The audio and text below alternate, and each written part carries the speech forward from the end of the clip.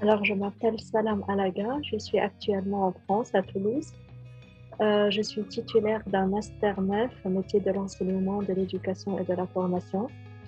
Je travaille actuellement en tant qu'accompagnatrice à la scolarité et ma principale mission est d'aider les élèves en difficulté à mieux comprendre et à mieux réussir leur scolarité.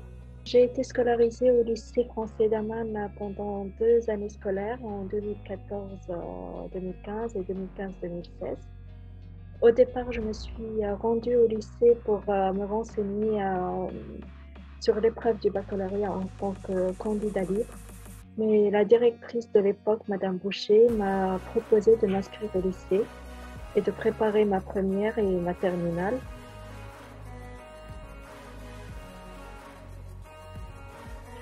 Je regarde beaucoup sur les réseaux sociaux. Il y a aussi mes neveux qui sont inscrits à l'école, Karim et Ahmed Jazi, qui sont maintenant Ahmed en CM2 et Karim en 5e. Et j'ai gardé le contact avec les enseignants comme Madame Saleh, par exemple, Pascaline, que je n'oublierai jamais son soutien tout le long de ma reprise. Je les remercie infiniment. Et je trouve l'école qu'elle a évolué. Il y a beaucoup plus d'inscrits qu'à mon époque quand j'étais élève. Et d'ailleurs, j'ai mentionné le lycée français d'Amman dans mon mémoire de fin d'études. Que je parlais en fait, dans mon mémoire, j'ai parlé du fait que c'est un lycée qui se trouve dans un pays anglophone où les élèves ont un décalage par rapport aux élèves francophones. Et j'ai parlé du travail énorme qui se fait pour que les élèves pratiquent la langue française et évoluent.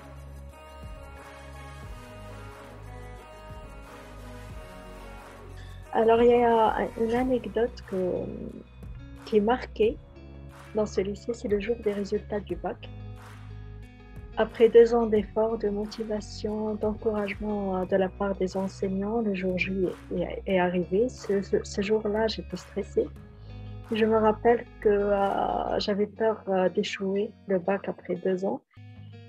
Je me rappelle que Pascaline m'a appelée pour savoir où j'en suis.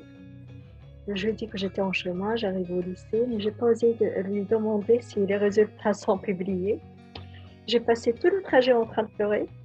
En arrivant, Pascaline, elle m'a vu que je stressais. Elle m'a dit, allez, Salam, avance avec le sourire. Mais je n'ai pas réalisé que j'ai eu mon bac en me disant, viens avec le sourire.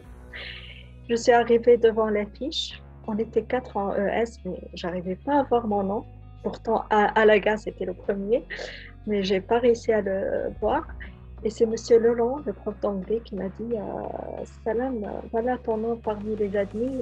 Bravo, tu as eu ton bac. Vraiment, c'était un jour que je n'oublierai jamais.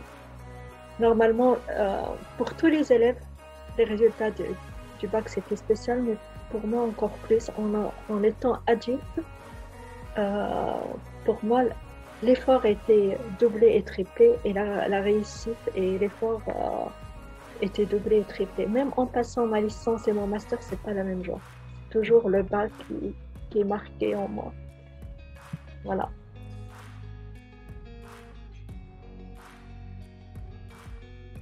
Euh, Premièrement, je dis bon anniversaire pour tes 50 ans. Et à cette occasion, je remercie énormément le LFIA de m'avoir donné l'opportunité, cette deuxième chance pour réussir. Ce lycée est surtout une expérience qui m'a permis de trouver ma voie. J'ai choisi d'être professeur des écoles. C'est devenu une vocation pour moi. À travers mon métier en tant qu'accompagnatrice à la scolarité, je partage mon expérience avec les élèves. Je leur ai dit que tout est possible. Je suis passée par là et j'ai réussi. J'espère qu'un jour, je retourne au lycée en tant qu'enseignante et à mon tour, j'aide les élèves à réussir leur scolarité. Voilà. Merci beaucoup à vous.